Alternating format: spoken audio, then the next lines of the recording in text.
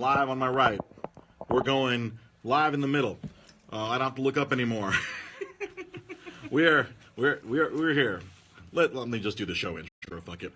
Live from Los Angeles. This is Dre's Geek Philosophy, the July 10th edition, the Spider-Man edition. We're talking all Spider-Man all day today. It's going to be lots of Spidey going on today. We're going to be talking about Homecoming, which myself and Judgmental Nerd Pete Molini over here on my left have watched. We're going to be talking about the old movies, which I took the time today. I got a day off from my day job, from my gig, from the gig. I've been paying the bills from the gig. Then there's executive producer Sam Zia. We're multicam right now. Multicam on the. See, it's funny on Twitch. You're on my left, and then on Facebook you're on my right. That's right. Weird. That's really weird. It is highly unusual. I don't know what's happening.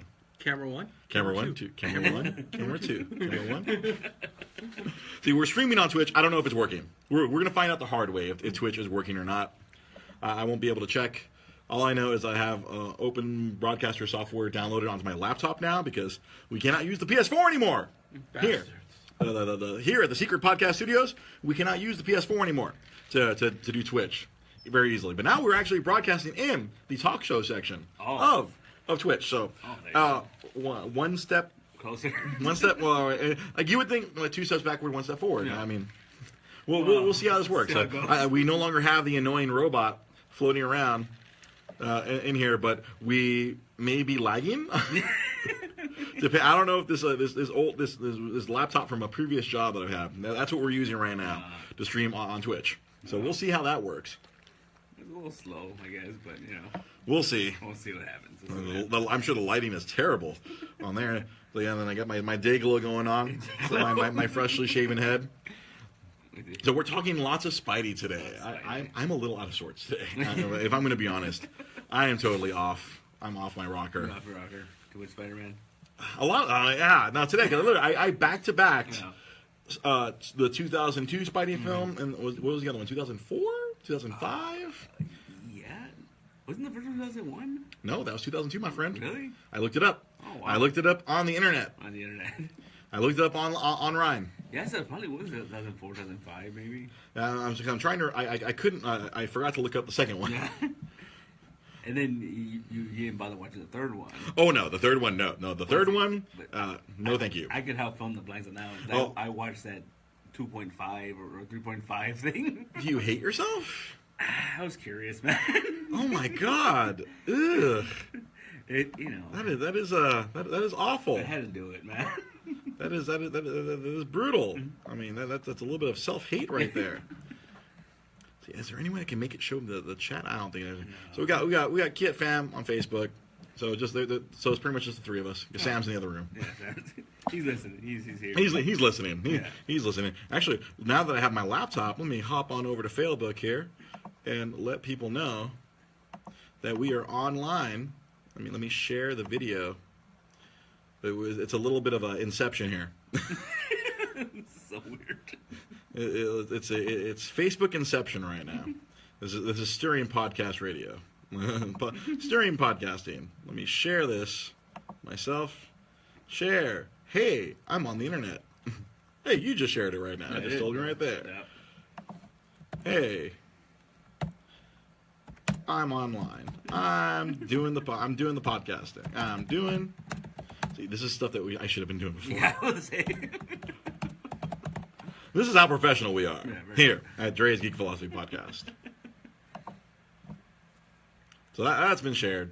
So, Spider-Man: Homecoming. I presume that Sam Zia has not had a chance to watch it yet. I know as of yesterday he had not seen it. So, what were your thoughts and feelings? It was great, man. They made a Spider-Man movie where he was young. And they kept a lot of the classic Spider-Man stuff. I mean, they even had classic scenes. Oh, yes. Not spoiling anything, but, There's a lot of iconic Spider-Man things that happened throughout the entire movie. And I think that was something they really focused on because I don't know if you saw recently, they released another poster for the movie. and it's that Amazing Fantasies cover. Oh, really? But he's holding the crook with the Iron Man mask on. Huh. And it's like, yeah, so they actually, I don't know, not to say that they didn't do that in the other movies, but they did it a lot more in this movie. No, there was this was much more, it honored a lot of the Spider-Man legacy, like the true comic book legacy. Like, in my opinion, this movie was the closest that we've gotten to what Spider-Man is represented in the comic books. Oh, yeah. Just that whole spirit of the young man who is like weighed down by life, but also with this weird responsibility of being a superhero. But they did it in a fun and whimsical way, as opposed to the movies I watched earlier today, which are awfully depressing and terrible. Well, I mean, I think, because I mean, it's not a spoiler, but they everyone knows they didn't mention Uncle Ben at all. Yeah, no, they totally did not. They did not mention Uncle Ben. They did not say a damn thing in regards to Uncle Ben. They kind of got that out of the way in the Civil War when he said that line about how, when you can do things, you have to do them. Like there's a bit of salty to it. Yeah, there's a bit of salty that they can do. It can be much more subtle. And I feel like maybe that's why this Spider-Man didn't feel as boggled down with responsibility as the other ones have, because the other ones hammered the Uncle Ben thing, to death. Oh, yeah. See, I want to save that for a little bit later, but yeah, when I was rewatching especially part one. Ooh, I have lots of thoughts and feelings on part one, but we'll get to that in a little while. But that was like, as you were saying, that's the thing, that they were not bogged down by the weird history of Spider-Man. Yeah, they kind of went with the assumption, all right, there's been Spider-Man movies for the last 15 years. You kind of know the gist of what Spider-Man is, and if you don't know by now, then you're gonna have to like jump on board and get along with the ride. Yeah. And they just jump straight into him being Spidey. They kind of recap. It's really awesome. They kind of recap the Civil War appearance, and then you pick up literally right after his appearance in Civil War, and it's pretty awesome.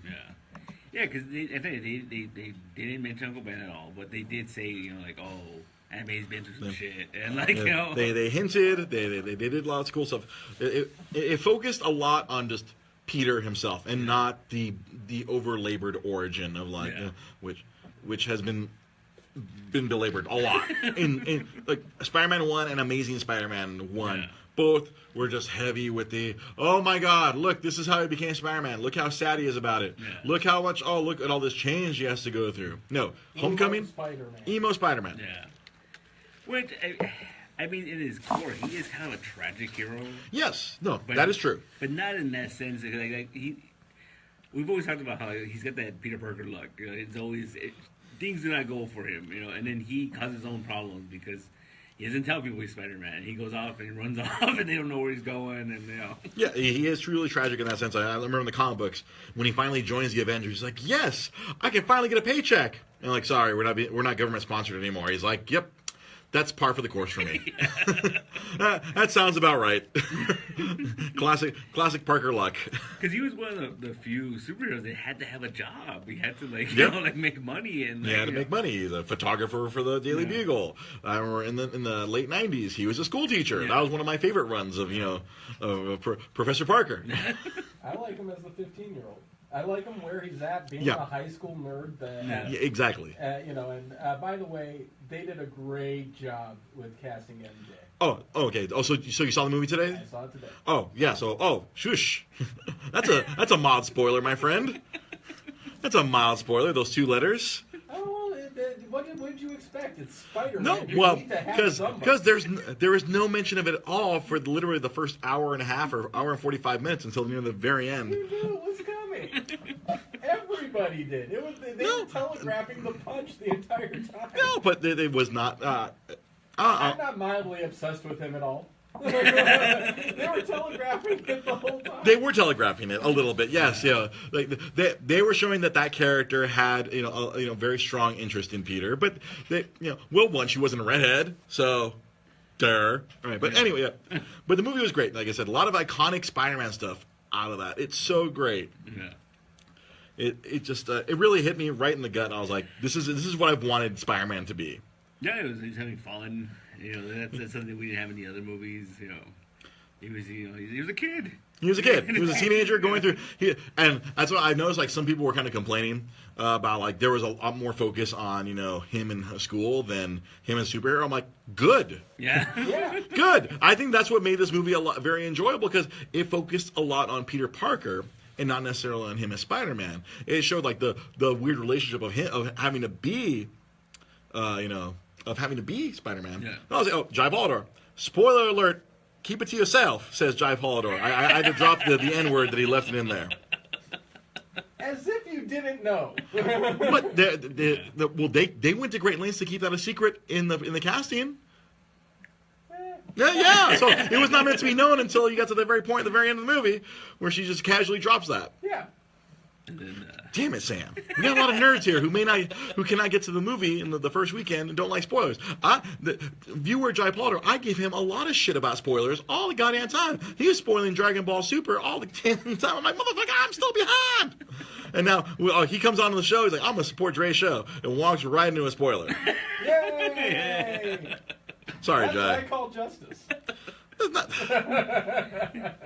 and then it was cool too because like he was a real teenager because like he wanted to grow up. He wanted to be an Avenger. Oh, and, he wanted to be a part of the Avengers team so bad. Yeah.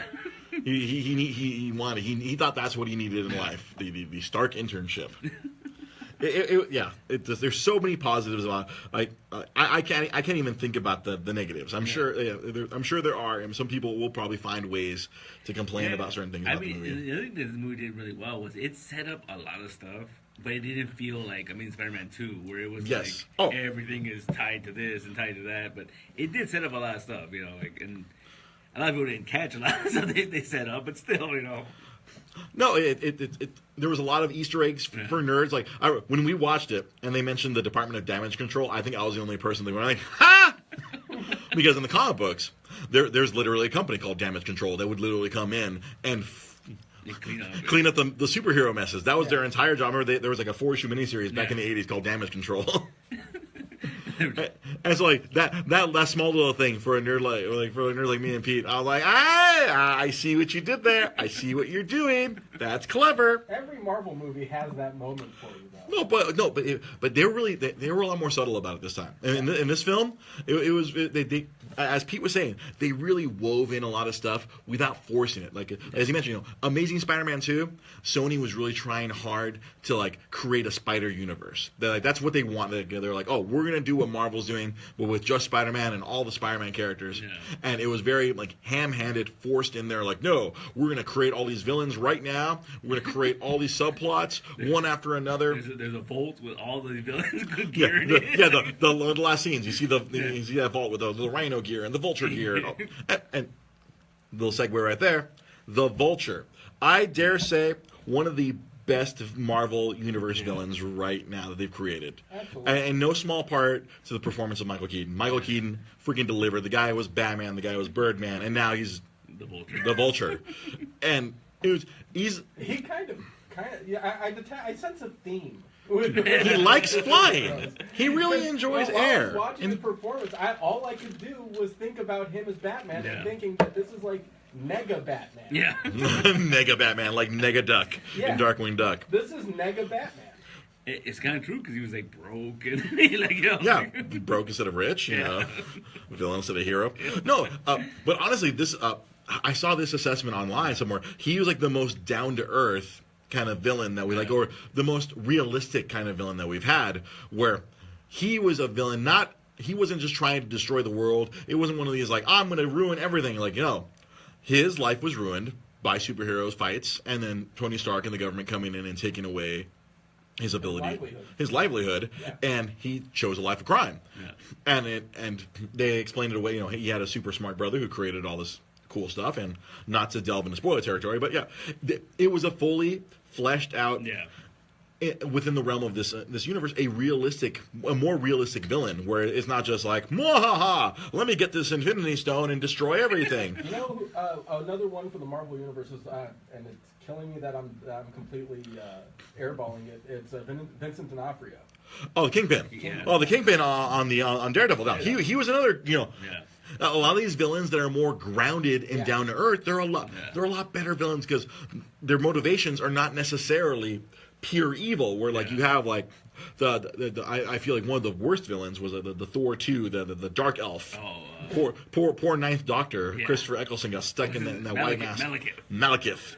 And what a waste. I mean, it's like, I'm going to destroy the universe. Just because I can. So that's kind of like that opposite end of the spectrum, where like that was a really bad villain. He's like, I'm going to destroy everything because that is what I'm supposed to do because I'm evil. Where on the other hand, it's like, oh, the Vulture, like, he's just trying to provide for his family. And sympathetic villains. Yes. Absolutely. Like, you can understand why. Yeah. And I love the fact that they played on that whole Vulture thing because like, he was stealing technology. He was like picking off technology. It was really interesting. Like, you know, that pun totally. That pun flew over my head, and I'm gonna fire myself for that one. I gotta run out of the room, but I gotta mention my favorite of all of the freaking of all the Skeletors was this one. Skeletor. The scene at the end of the movie. Oh. The post credits. The post credits. And by the way, how many people still walk out before it happens? It annoys me. No, Pete will tell you. Have you never seen a Marvel movie? I'm the guy who yells that out. Yeah. Every time we go to the same theater for every one of these superhero movies, and I'm that guy who goes, "Where are you going?" Like, they're walking out even before the first post-credit scene, because now they give you a little bit of credits, and then they hit you with something, and then they hit you with the rest of the credits, and then you get something that pretty much every Marvel movie. I don't think there's been a Marvel movie that hasn't had something. Yeah. Although I've been disappointed by a couple of them. But this one was just like, if you have not seen Spider-Man: Homecoming yet, I highly recommend. Yeah, please stay through the credits. Well, see, that's the other thing too, because they showed. They've been showing that Cap thing since the beginning. That's one of the first trailers. Yeah, one of the first trailers. And that is such a cool callback because you think about it, the costume he's wearing. That's post Avengers. Yes. All right, and then you go back to Captain America: First Avenger. That's what he used to do. He used to he was a marketing guy for the war, right? With the war. Oh, that's true. So it's like so it's kind of an interesting look into after Avengers, what did he do? Well, we lost. Hold on. Oh. No video, just audio. There's no video. Why is there no video? What the hell? We're losing everything here. What the hell's going on? I know Oh, there we go. We were losing internet. I think we had a hiccup on. The internet here because I saw my laptop. I think our Twitch stream went down for a second. I saw it on my laptop over here. Yeah, but the Captain America being worked. Yeah, no. So they show you what he did post Avengers because post Avengers he was still lost. He didn't know what He didn't know what he was doing. All those videos we're watching throughout. So you've got the tension. But it was cool because it was like that's what he used to do back in the 40s. So might as well. There's a lot of little things like that. Yeah. That's what I'm saying. The attention to detail that they're really taking. I hate to say it. That's kind of the Marvel touch. Yeah. With these new films, as opposed to the old films that we're watching, or Sony's films, or Fox's films. I think they kind of try to take great care in how everything is presented.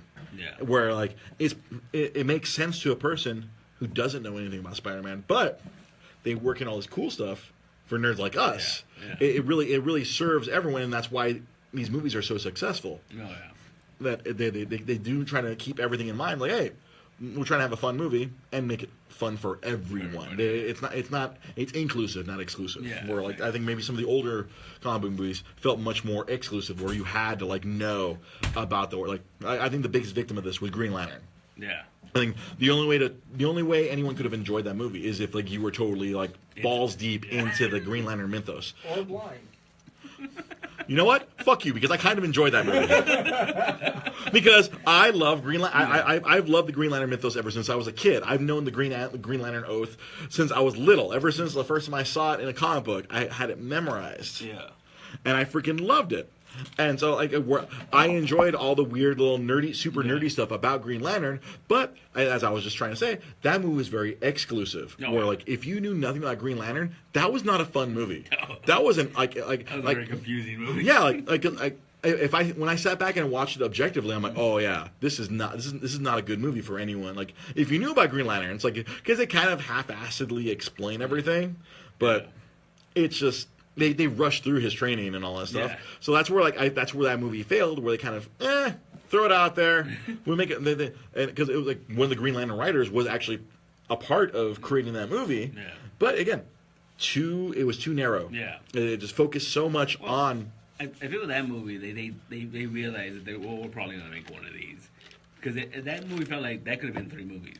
They did a post-credit scene of freaking Sinestro getting the fucking yellow ring. Yeah, but that's seriously like you can't introduce Parallax in the first movie and then destroy him. Yeah, I mean, but in the first movie, like you introduce something very large and just destroy that is it. your Sauron, right? Like, Yeah. Yeah, that's like your big the Green Lantern big bad, but yeah, that's where DC had been failing. They still, to a smaller extent, they're sort of failing. I mean, Wonder Woman was the exception recently, but they're still kind of like making these movies to where not everyone can enjoy them, and it's awful. But Marvel, so you see, they put the magic touch. Yeah. I'll give DC credit. The trailer for the new Justice League movie looked good. Well, they know how to make a good trailer. Yeah. Yeah. Yeah, I know, but our friend Chris Moreland, he's all usually actively involved in the creative trailers. You put a good guy like that, making your trailer, then you can slap something cool together. I haven't liked any of their trailers except for the Wonder Woman one. This one actually looked decent. Huh. It made it so like, okay, maybe I'll go see this one. Yeah. I mean, I'm gonna go see it in spite of the fact that I may not enjoy it out of this weird loyalty to Justice League. Bad movies like The Plague. I will not subject myself to it, not to satisfy any. But you'll watch The Room. Yes, because there's a different aspect to it. The movie itself is not the star. The crowd participation is. That's fair. I was about to say, you do not subject yourself to bad movies, sir. Let's put it this way: if we could have gone in through that first Batman and Superman, or Batman versus Superman movie, and done that movie in a what giant the crowd group. does to The Room, that movie would have been 10 times more enjoyable. I'm sure. All right, I'm gonna attempt to go live to. Let me see. I'm gonna attempt to go live to see if anyone's chatting on Twitch to tell me how awful it is right now. Oh, no, I don't think anyone's watching on Twitch. Rip. But yeah, so Spider-Man: Homecoming. Like, if you have not seen it already, I saw a few comments already on Facebook Live. People have gone to see it. Full recommendation from me. Yeah. Well, it is so good. Everyone here has seen it. Sam, myself, Pete Molini, we've all watched it. We highly recommend Spider-Man: Homecoming. And when the Spider-Man, he'll be back in the Avengers: Infinity War. Yeah. We've already did all those little funny videos of Chris Pratt and Tom Holland and Robert Downey Jr. See, look, I want to make a funny side note here. Like, I visited my mom last week, and so she's still trying to get used to the internet. She's older. She's the older generation, and she's telling me, I saw on the internet he's not going to be Iron Man anymore. On the internet. My mom read on the internet that Robert Downey Jr. is done being Tony Stark, and I'm like, no, Mom, there's going to be a couple more movies. Like, she's like, nope. They said on the internet that he doesn't want to be Iron Man anymore, and he's not going to be Iron Man from here on out. I'm like, he's literally finishing filming a movie right now. How do you know that? I'm like, I read it on the internet too. The internet. Is this where you point to fake news? No. Oh, she got so mad at me when I said that. She got so when I told her, I'm like, that whole fake news thing. She's like, no, don't you dare bring up fake news here. That's a Trump thing. I'm like, Mom, I need you to understand the internet. I'm trying to explain to my mom in Spanish how people rush with news without verifying it. And she's like, you don't know about these things. I'm like, Mom, I know about my nerd shit. And I was so amused and annoyed at the same time. I'm having to explain to my mom, you can't believe everything you read on the internet. Now, this is what I'm picturing. In her mind, this is finally, after all of these decades, something nerd-based that she has a leg up on you. And she was holding it in her pocket, waiting to tell you. Bam. He's not in the movie. He's not going to do any more. And I run in like Dikembe Mutombo. Bah. No. No, Mom. He's still Iron Man. I mean, yeah, that's pretty much. I bet that's how she thought it was going to work out in her mind. At least that's how he said. At least that's what Mutombo said, busting in the room instead of, "Hey, who wants to sex Mutombo?" No, no, no. Cookie Monster here to say no, no, no. Who wants to sex Mutombo? Who wants to sex Mutombo? So, because of this, I had been teasing this for months. Yeah. I dare say months now. I sat down and rewatched Spider-Man 1 and Spider-Man 2, the Sam Raimi Spider-Man movies. Why? Because, no, for the sake of the show. For the sake of the show. Because content is king, we need something.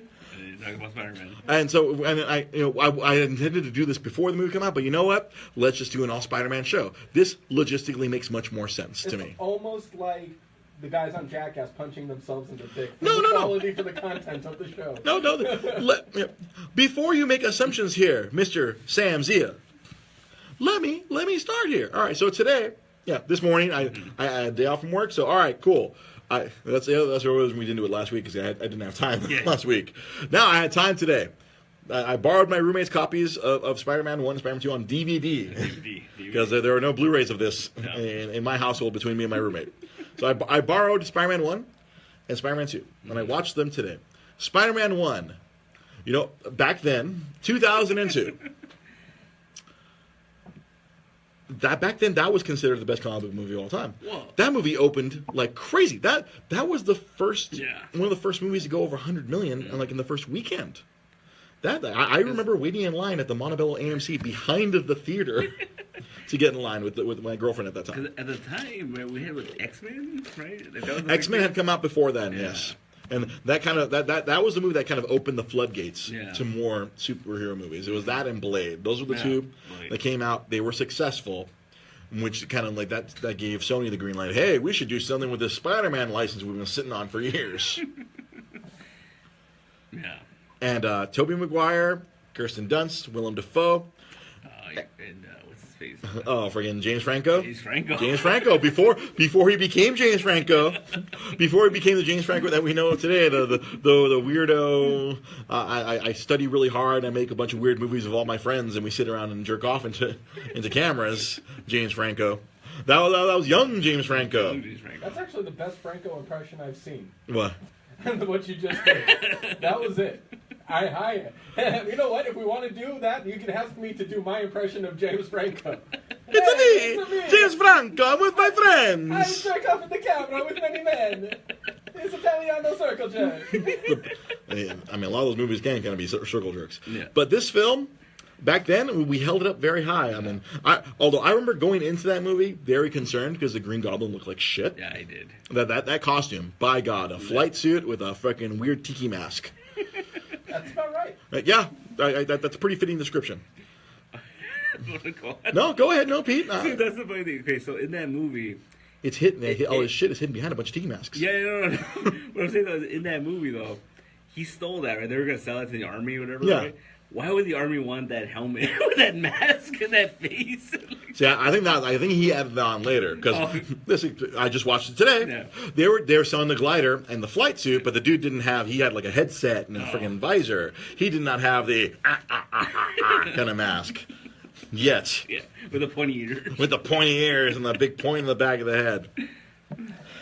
I honestly had not rewatched that movie since 2002. Oh, wow. So 15 years ago, around this time, was the last time I'd actually seen that movie. Good God, it did not age well. That movie, in particular, Spider-Man 1, did not age well.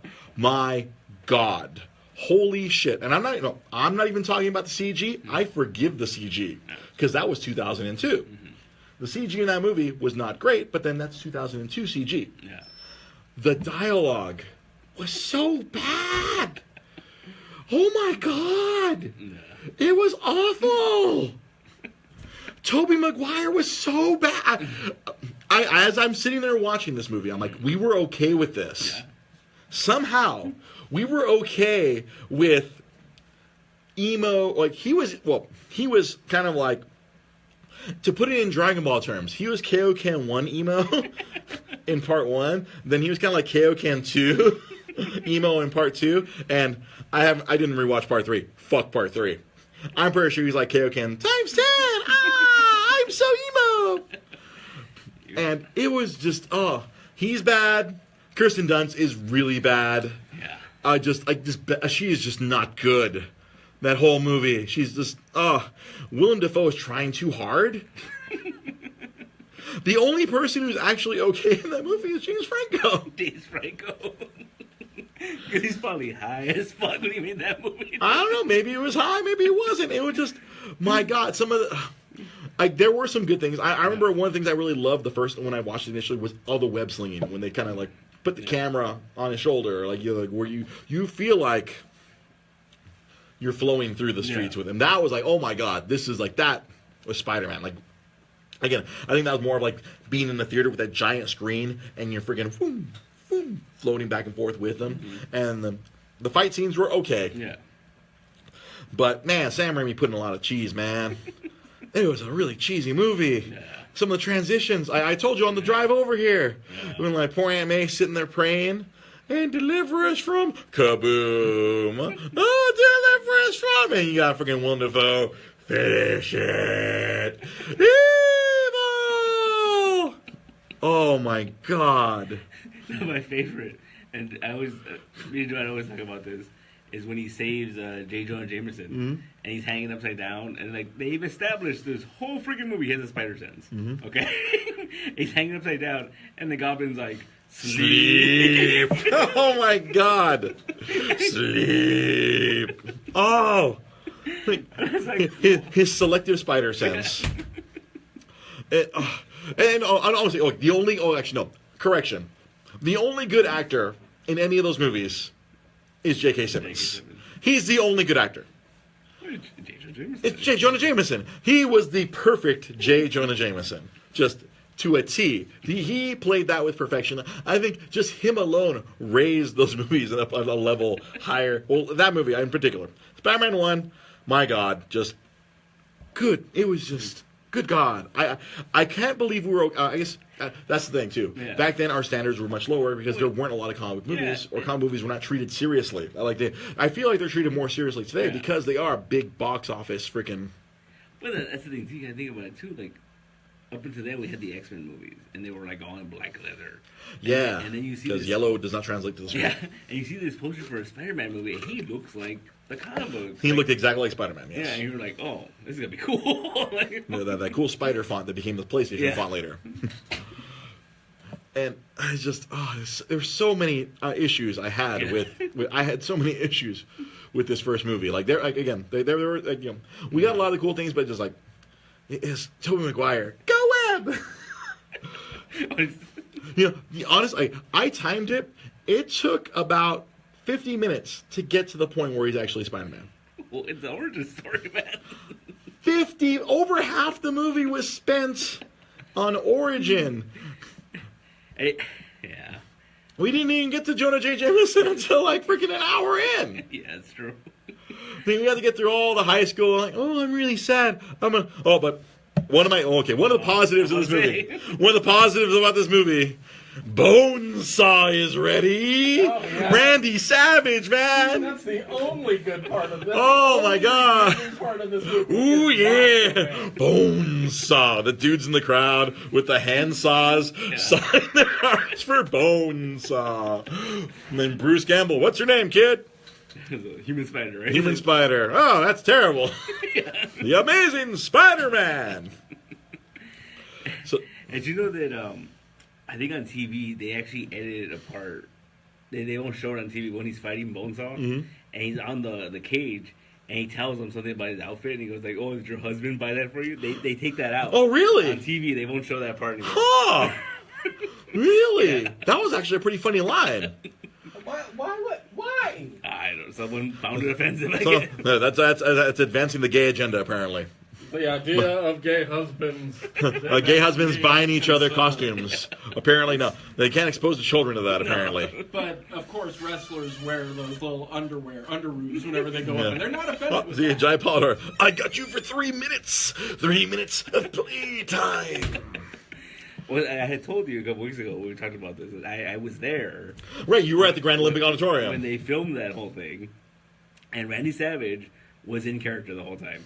And people were going up to him, and he was like, "He's not Macho Man. I'm not Macho Man. He was Bonesaw. I'm Bones." He was insane. Yeah. The Macho Man, being one of the greatest wrestlers of all time, he was also out of his goddamn mind. That is also what helped him become one of the greatest wrestlers of all time. He was mentally unstable. Ooh, cup of coffee. Got myself a cup of coffee. Ooh, yeah. See, I know Sam Zia's favorite professional wrestler of all time. Easily, the Macho Man. He was the best at promotions, everything. I even got Lily doing the impression of it. Got his It's awesome fantastic. stepdaughter Lily. Cup of coffee. The cream. I got a little cream rises to the top. Kept pulling the little creamers. The little video keeps pulling out creamers. Like that was honestly, yeah, that's the only positive. Wow, freak out. Yeah, that was like, yeah, the Macho Man and J. Jonah Jameson are the only real true positives of that movie. It did not age well. It didn't age well, no. And then came Spider-Man 2. Hey, someone's watching. Woo! I hope it's coming out okay. Spider-Man 2. Okay, so now, Spider-Man 2, to be more fair, they got a different screenwriter for this one. The funny thing, I don't know if we talked about this. No, please. Between Spider-Man 1 and Part 2, Tobey Maguire went and made Seabiscuit. That's right. And he hurt his bag. I read something about that today. And Jake Gyllenhaal almost took over for him in Spider-Man 2. And then wasn't he also like dating like He was Kirsten Dunst at the dating same time? Kirsten Dunst. Hey, they would have had much better chemistry. But they were just going to straight up replace his ass. They're going to replace. I mean, that would have been such an upgrade. Yeah. Jake Gyllenhaal.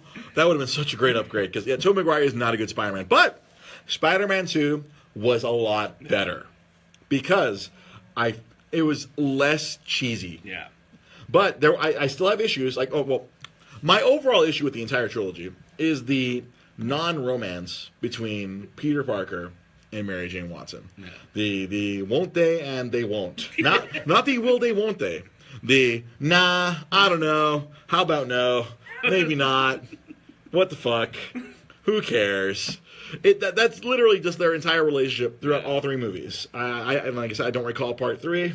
I know they got together, but then they broke up, and he put on the black suit, figuratively and literally, and then banged freaking Bryce Dallas Howard. Yeah. Which is another thing. What a lame movie. It was bad. Honestly, the more you bring up about it just through memory, because you didn't watch it. I watched it. Again? No, I didn't watch it again. No, I didn't watch it again. No. Yeah, You said I didn't watch it. I'm like, no, I saw it when it came out. Yeah, you're bringing up memories that I had actually completely just packed down inside the crate. Then he smacked her, right? He backhanded her. Yeah, he was because he was evil Parker doing the disco dance. Because the only research I did on Spider-Man 3 was I watched the honest trailer for the Spider-Man trilogy. That was the entirety of research I did for Spider-Man 3. Thankfully, there wasn't all the research they did for the actual production of the movie too. Because thankfully, Honest Trailers did an Honest Trailer for all three movies combined at the same time, so I didn't have to sit through too much of Part 3. But they really did point out that all three movies are basically the same movie. Yeah. Kind of are.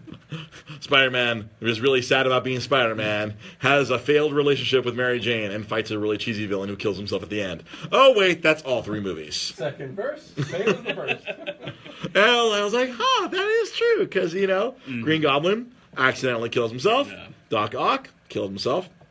So Spider-Man 2. One of the reasons why Spider-Man 2 is a lot better than Spider-Man 1, much better villain. Yeah. Dr. Octopus, Alfred Molina, was way better than crazy pants-on-head crazy Willem Dafoe. I'm going to lose my fending? All right, I'll just inject myself with everything. I'm going to kill anyone who gets in my way. I had totally forgotten about the stupid subplot about the government hating Norman Osborn and Norman Osborn killing all those guys. I did not recall that when watching the movie. I'm like, that was a weird subplot. Yeah. That's how he kept all his funding. He just killed everyone. He just killed anyone who could have prevented him from getting his funding. Yeah. Because there was the other companies, they were building something. Like Quest, they were building like an Iron Man shitty fucking suit. And he showed up and he blew it up. And then he blew up that general that hated him. There's one general that had a major hard-on for Norman Osborn. Like, I'm going to take away all his funding. I'm like, this was your B plot? Or maybe it was more of a C plot, but it was not good. And then back to Spider-Man 1, the super awkward Thanksgiving. Oh, yeah. It's like, How does Norman Osborn know to be looking around? Oh, look, there's a drop of blood on the ground. What's going on? Where is this Peter Parker? How does he know that maybe Spider-Man's nearby? He's super suspicious. Oh, and then later, he notices a cut on Peter Parker. I have to go. I just realized that Peter Parker's Spider-Man because of a random cut on his arm. That's a big problem I have. To go back to Spider-Man 1, they had lots of pacing issues and lots of plot issues with that goddamn movie. Yeah. Now that I'm an older man and I'm a critical, cranky bastard, I can go back and watch this movie and declare it is not as good as we remember it. Yeah. It is a passable, okay movie. Upon further review, it's okay. It's not great. Especially having watched Spider-Man Homecoming, that movie made Spider-Man 1 even worse than it already was. If I had watched Spider-Man 1 last week before I saw Homecoming, I might be a little bit more generous. But no, because I watched Homecoming and then watched Spider-Man 1, that movie is therefore downgraded even further. It went from like a B- C+ down to like a D+ now. That movie is like, really? This is the best we could produce in 2002? What of all of the movies from that era and before holds up? Of all the superheroes, all of like the superhero movies, like maybe Blade. I think Blade 1. Yeah. From that era and before, because there were superhero movies before. Yeah. Honestly, Well, Superman. Yeah. The original Superman. Absolutely. And Superman. The Superman movies, yes, those hold up. Well, it's a little bit easier with Superman because I'm sure Pete being a giant Superman fan will tell you, it's kind of hard to fuck up Superman unless your name's Zack Snyder. Because back then, it's pretty easy to do a Superman movie. He's truth, justice, and the American way. Yeah. He is apple pie. He is the American flag. He is literally red, white, and blue. But those movies could have been undone by having shitty villains. And you can't mess up Superman. You can mess up villains. Yeah, you can mess up villains. He's got a good point. But you had Gene Hackman, who was a superb, and General Zod. Yeah. Yeah. Then you had Richard Pryor. We do not speak of. We skip over that. We do not speak of Superman 3 or 4. Yeah. The quest for. Bleh. The quest for more money. That was the first superhero movie I saw in theaters. Was the Quest for Peace? Really? I had a Slurpee cup and everything. I had the Slurpee cup, but I didn't go to see it in the theater. I'm surprised that didn't just completely destroy you as far as comics go. Nah, I just thought it was weird. Why is that nuclear man's fingernails growing? Nah. And I remember I had the comic book adaptation of Superman: The Quest for Peace. Nice. Because keep in mind, I was probably like 7, 8. I was really little. My favorite part of Quest for Peace though is like when he's putting all the nuclear bombs in that giant net.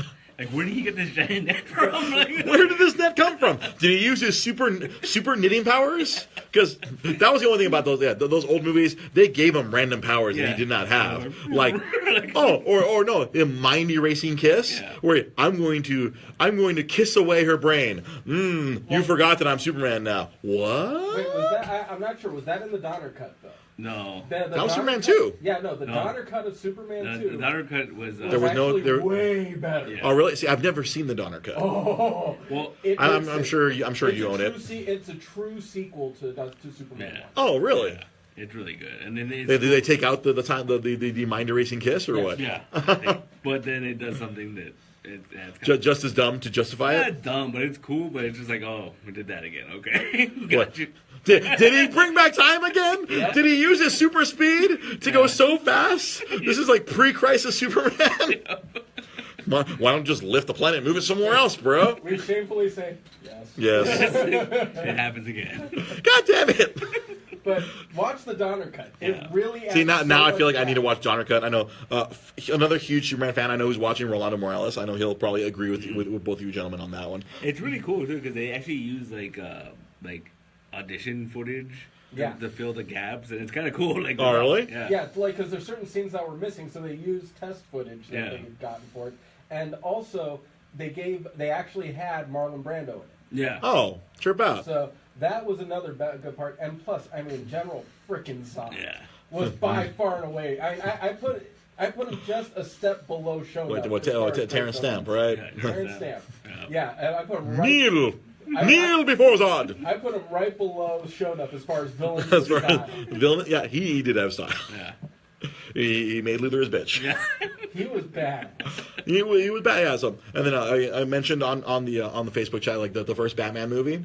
I feel like, Mickey, and despite some of the Tim Burton eccentric stuff that happens because it's a Tim Burton film, it was pretty awesome. Yeah. I remember as a kid being blown away. Again, another great villain, Jack Nicholson playing the friggin' Joker. That was great. So like, see the thing, there was a potential for good old movies, but that Spider-Man one just Spider-Man 1, just rewatching it.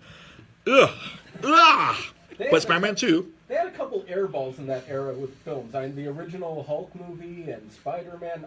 There was some just straight airballs. Yeah, I mean, it's not good. But Spider-Man 2 was a lot better.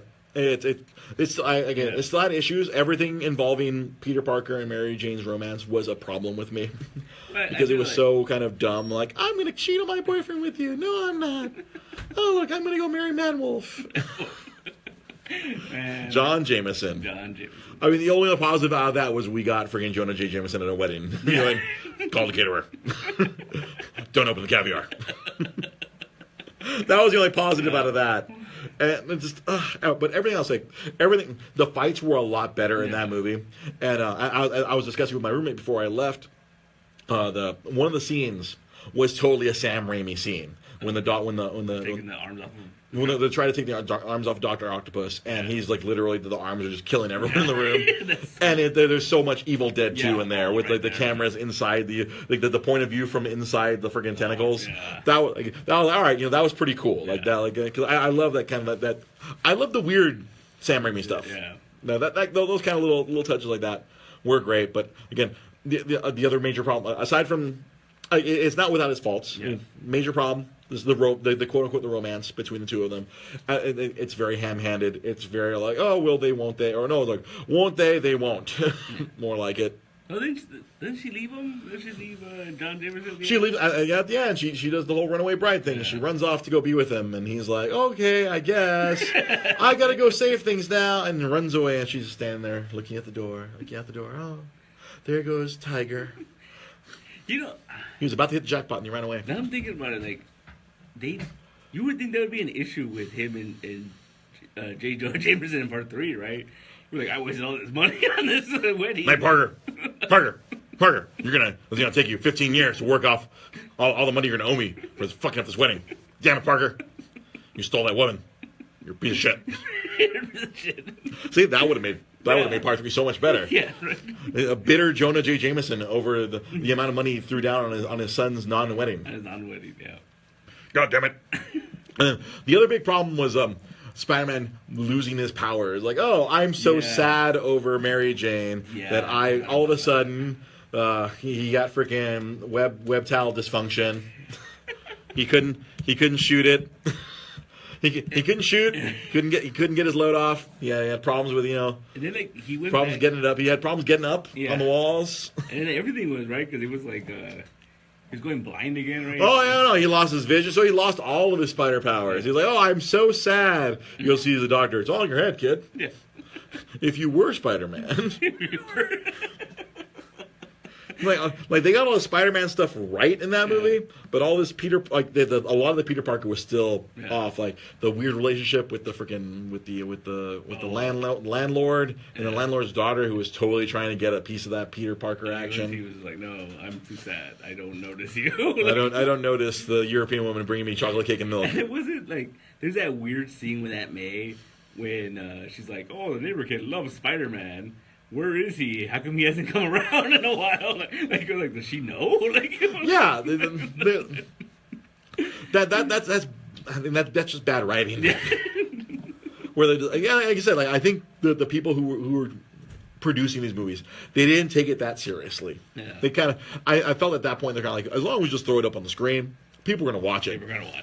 They watched that piece of trash Spider-Man 1 and gave us shitloads of money, so we can just do whatever we want.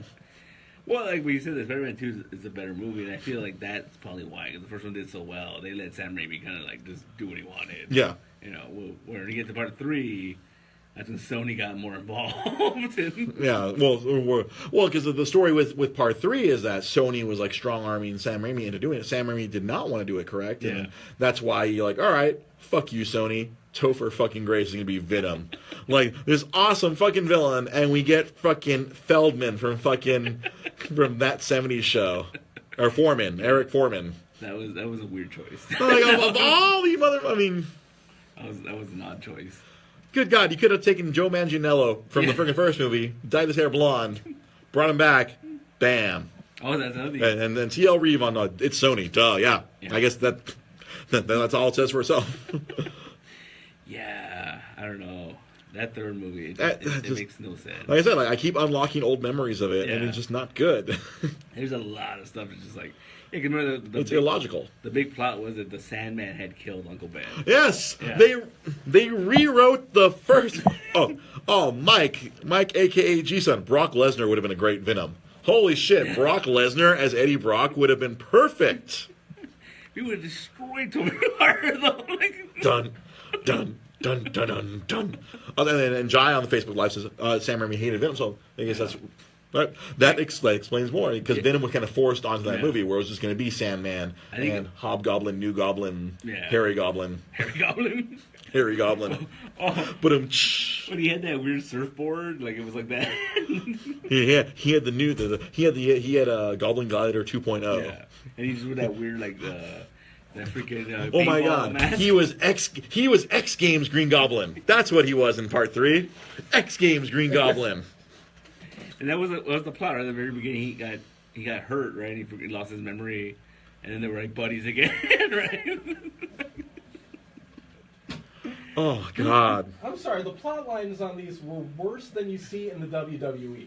I mean, and the WWE ones are pretty bad. So, oh my God! It's just like when you stop and think about it, it was just like so. Venom was forced on there, and then the rewrite the rewrite of history that it was actually the Sandman who shot Uncle Ben and ran away, and then the robber got in the car and drove off. Yeah.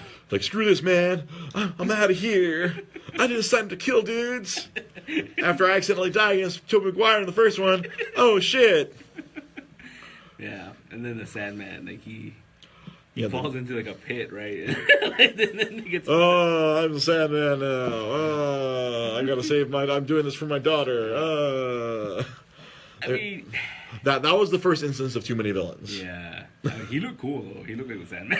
Like, I mean, that actor, I forget his name. He has like he's one of those guys with 3 names. He's one of those actors with Thomas Hayden Church. Yeah. There you go. Bam. Thank you. Yeah. You jogged my memory. As soon as you've locked in that first piece. And I got it out of my brain. Yeah, Part 3. Just the more we talk, the more like Sam said. The more we talk about it, the more it hurts to think about it. I wanted to walk out of the theater. Really? Because it was me, Jai Pollard was watching it. A whole bunch of we went down to the block at Orange. AMC. I remember exactly where we were. I remember walking out, and I'm like, I've never wanted a refund more in my life. Like, I remember that was one of the first times I was walking out of a superhero movie where I was like, what the fuck did we just watch? What the fuck was with the dancing? Fucking Oh my God, the dancing. Disco fucking Stu was a better fucking dancer from The Simpsons than fucking Tobey goddamn Maguire. Jesus Christ. But wasn't that one of them? Like, didn't that make the most money out of all? That's the worst part. Yeah, like out of all 3 of them. That's the amazingly awful thing about this modern era, where like they get worse and they make more. Where like wasn't the X-Men The Last Stand? They made like the most money out of all those, and it was like the worst movie. Yeah. And then forget the Amazing Spider-Man 2 made a shitload of money, but obviously it wasn't good. It was not. They realized, oh shit, we fucked up. Yeah. It was a hype train. Yeah, What do you expect? I mean, there's reasons why, like, they'll spend so much money on advertising. On marketing, and I guess that's where a lot of profit goes. And they end up going and putting the only good visual scenes from the movie in the commercials. That's true. Yeah. But then, so I was reading online that they were supposed to make 3 more of those movies. Sam Raimi was supposed to make 3 more of those movies. Why? It was supposed to be a goddamn fucking Yeah. 6, whatever the ology of 6 is. So Sony wanted like 3 more of them because they were. And Like, Sam Raimi was like, I will kill myself. I will kill myself before I do this again. but I think I talked about this earlier. Was that there was a cool little thing about the next one was going to be called the Mysterious Vulture, and it was going to be Mysterio and the Vulture. Oh, the Mysterio was going to be Bruce Campbell's character was going to be, I was hiding in the background the whole time. Yeah, he was So I was like, that's kind of cool. But Would you have rather seen that happen or what is currently like the Oh, no, current- The modern superhero movie universe, especially on the Marvel side, as I continue to say, we are living in the golden age of being a nerd right now. It's good and bad at the same time. Well, there's a lot more good with the bad now. Yeah, I mean, we get multiple superhero movies a year and a Star Wars movie at the end of the year. So I mean, it's great to be a nerd right now. Yeah, Like, we're kind of back in a golden era of nerd film. This is pretty cool. Back on we're in the golden era of nerdology. Well, I mean, you still had the early '80s and stuff like that. Well, where, but there were few and far between. I mean, like, because you had like a Superman movie, you had like Flash Gordon, man. Yeah. Although that was only improved because of Ted. I mean, in my book, Flash Gordon is only better because of frickin' Ted, of the Ted movie. Yeah, I'll agree with you on that. But at the same time, I wouldn't have to watch Ted to go back watch. Well, that you and be love. completely in love. Okay, you, my friend, executive producer Sam Zia, you love cheesy 80s movies. Yeah. 80s movies. You love the thicker the Gouda, the better for you, man. You want all the blue cheese. You want the fucking Parmesan raining on you all over. You want to be in a world of Swiss where you're just hopping through Swiss cheese holes. That's how much cheese you love, my friend. Wait, your favorite movie is Big Trouble in Little China. Last Dragon and then Big Trouble in Little China. Last Dragon and then Big Trouble in Little China. Right. I stand corrected. Last Dragon, dude. That is a life-changing movie. I'm going to hurt your soul a little bit. I still have never seen that movie in its entirety. You need to come over and we need to watch this. This is why I really have never said it out loud because I knew that was going to be his immediate gut response. Like, Yeah. we're going to have to watch it. Maybe we'll live stream it on Facebook. Me watching The Last Dragon. Yeah, I'm telling you, that's a React video that needs to happen. That's a React video. Because I was gonna say, like, there's no amount of money where I'll watch Spider-Man 3. I'm like, oh wait, but if we raise money to pay me to watch Spider-Man 3, that's there's a price on my well-being. How much is your well-being worth? How much is my well-being worth? If we put together a little PayPal or a GoFundMe, how much are you willing to pay to watch Dre do a live stream of watching Spider-Man 3 and going, no, why? Oh, Man of Steel is a badass Dragon Ball Z movie. You know, I remember we said that about the third Matrix movie. Yeah. I remember the third Matrix movie was like, we can do a Dragon Ball movie now. Yeah, that's what it was. I kept trying to, explain because Maria she watched The Matrix. She didn't understand The Matrix. She was too young to figure it out, and I had to go and I watched it with her, and I showed her. One cannot scenes understand The where Matrix until you've actually been in The Matrix. Like those mid-air fight scenes are exactly freaking Dragon Ball to the point where they pause and then they do the flex that they always. This is my world. It was totally Dragon Ball. Yeah, no, that's all I can remember from that. The last 20 minutes of that movie of the Matrix was it Revolutions or Revolutions or whatever. Revolutions. Yeah, Revolutions. But it was. It's all Dragon Ball. They were Agent Smith was monologuing in the middle of the fight. Yeah. While Neo was going full Goku trying to recover. Ah! He was the original Black Goku. Oh, why has he got to be black? Why has he got to be black? I was expecting, Nega Goku or Mega Goku, but Goku black. yes. I had no clue about this whole Black Goku thing when I was working at GameStop last summer, and it was before the new Dragon Ball Z Universe game. Like, oh, I need to pre-order the game so I can get Goku Black, and I'm like, I'm sorry, what? I'm like, there's a Black Goku now? Ukag. There's a Black Goku. What in the world? Obviously, I'm still way behind on Dragon Ball Super, so I can find out about this Black Goku, whose skin tone is not African American. No. He's not black, but he's black. Jai Polidor. Oh no. This is for Sam, and Sam just walked out of the room. Bruce Leroy was the first Black Goku. It's true. I mean, he had the glow. Yeah. I hope Sam in the other room is able to hear this.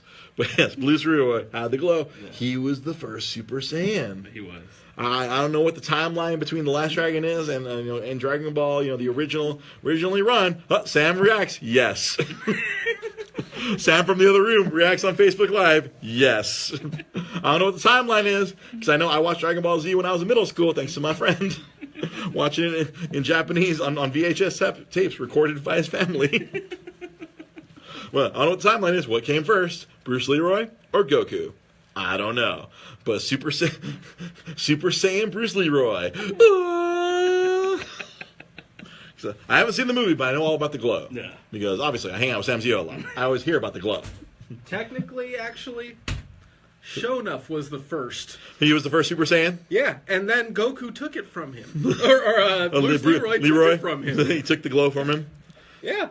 So he had the red. Red. He was so it's kind of in green. reverse, where like it was Vegeta who had Super Saiyan first, and then Goku took it from him. Yeah, kind of, sort of, yeah. Because I know Shonuff is the big villain, so he is like the Vegeta or the Frieza of the Last Dragon. He is the single greatest villain in film history, and I will put that up against anybody. But that is a matter of opinion, and that is your opinion, Darth my friend. Vader, yeah, no. Darth Vader eventually at the end Show wasn't enough. a villain at all. He was a giant pussy, and he couldn't fulfill his destiny. I don't know if it was last Halloween or the Halloween before, but this guy right here dressed up as Bruce Leroy, and guest of the podcast, Lamar dressed up as Shonuff. Complete right. with like they had like neon. You guys We had had like the glow. We they- actually like they LED wired lights. LED lights of the glow. Just in case you need to wonder why his opinion is this. Oh, He loves The Last Dragon. Shonuff has the most style of any villain, and that's Kiss one my of- Converse. Was and that the line? And that's one of them. And of course, that's going Jai against the guy agrees with who you, wears- Sam. Yeah, that's Jai going against agrees the with guy- you, Sam. That's going up against the guy who wears a cape and looks like a pimp, and is voiced by James Earl Jones. This is my show. This is why we show up here every Monday to break into ridiculous discussions. This is why we're here.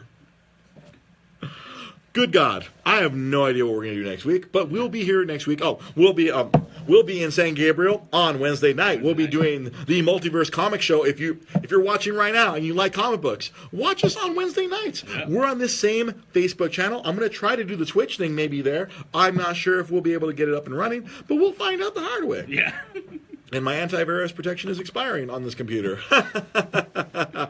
So, yeah, Wednesday nights, Multiverse Comic Show. I'm going to try. I'm still trying to get the third show off the ground, but it's pretty hard. I'm trying to get the gaming show off the ground. We have a focused game show. So, we'll be back here. We'll be back on Wednesday with the Multiverse Comic Show. We'll be back here next Monday with another Dre's Geek Philosophy podcast. So, remember, you can always follow us on Facebook, facebook.com/DreGB podcast. You can watch us on Facebook Live if you aren't already watching this. If you're watching this on Twitch, or you can watch us on facebook.com. Blah, blah, blah, blah, blah, blah, blah, blah, blah, blah. I am bad with English. At DreGP Podcast, at SamZ570, at Nostalgic_Comics. I'm Dre Cervantes. I am your host. Thank you for watching. Thank you for listening. We'll see you next week. Peace.